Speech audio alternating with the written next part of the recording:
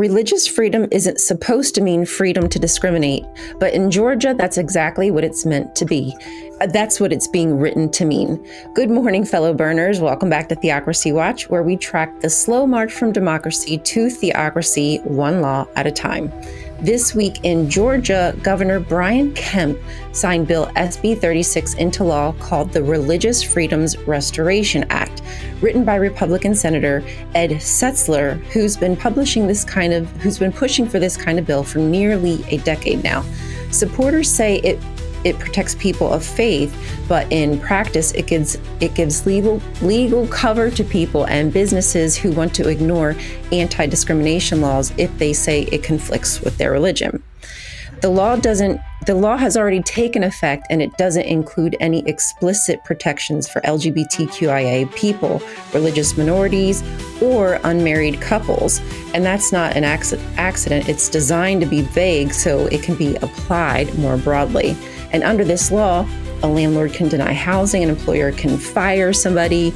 I mean, a lot of states are already, you can fire whenever you want to, but it would feel really bad if somebody fires you because you're a single mom, or maybe you get kicked out of your housing because you're pregnant and you're not married. That could happen.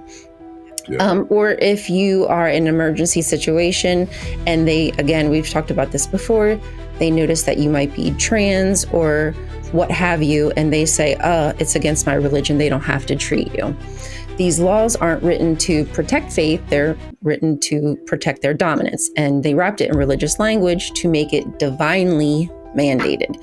It's the same tired strategy: call civil an attack, call inclusion woke, and pretend that bigotry is just a deeply held belief. These laws aren't mistakes of the system, they're a reflection of the system. The idea that some people are more worthy than others has always been embedded into the Abrahamic religions. The hierarchy is sacred: men above women, believers above outsiders, and the righteous above the rest. All this law does is give those old hierarchies some modern teeth. What they're really defending is a belief system that's never made room for everyone. And it's not about that kind of freedom of religion. It's a freedom to control people with their religion. And it's now being codified, not as faith, but as law. And history shows us what comes next. Laws like this won't just harm marginalized, they pull everyone deeper into a system that punishes questioning and rewards obedience. Even the zealots are in danger. They just don't know it yet. And by the time they realize it, there won't be anyone left to stop it. Until next time, stay curious. You know, thanks, Georgia. Yes. Right. Thank you, Ryan. So many times they come on and they call us things like fascist and just demonstrate the fact that they have no idea what these terms really mean. And are we surprised that Georgia leads the way? I'm a little surprised that Brian Kemp, I don't know. He's got a line to walk, I guess, between sucking up to the fascist president guy and whatever else they've been doing. I'm surprised Georgia just did this because I know Alabama put that law on the books probably about 12 or 15 years ago. Damn, really? And it was a big mess. But there were some humanist organizations that took advantage of it. A small few, but it was actually quite amazing. We have a few marijuana churches, like we have a marijuana and an ayahuasca church in Alabama, because they use that religious freedom law to protect them. And it was. That's what I'm looking for. We need to find a way to protect ourselves religiously in that law. Yeah. And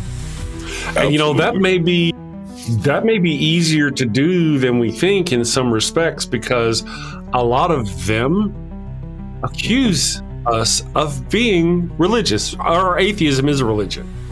Oh yeah, yes they do. They do. Yeah. They say it all the time. They say it all the time. So surely we should be a protected group. Well, because actually humanism is a religion. Humanism is recognized as a religion in the United States. Oh. There you go. For now. Right? Yeah. For now. I mean, that can be done away with, in fact. Yep. And that's right, Carrie. A nonprofit is just a sidestep from religion. So even just having a nonprofit organization, just having the religious aspect gives you the more exemptions. Basically, having religious exemptions allows you to operate as a sovereign nation. That's how that works. That's the power in religious exemptions. That's why the Catholics work the way that they do. The Hasidic Jews work the way that they do. The Mormons work the way that they do. People have found out that religion is an empire building machine. That's i.e. Scientology. Right?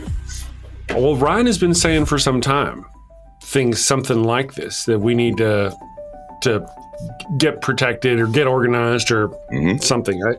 And, becoming an actual religion, why not? I mean, I had to join a religion just to marry I had to join that Unification Church or whatever to become a pastor so I could marry someone. Yeah, universal life. Nice right. See, now what I can do, though, is I can leave that. That's right. I'd no longer be a pastor for the universal life, and now I can say I'm an ex-pastor, just like you. That's right. Although, right? I mean, I didn't go years and years of the work. I'm sort of like the Katy Perry astronaut. I didn't actually do the work. I just quit something. Right. Okay.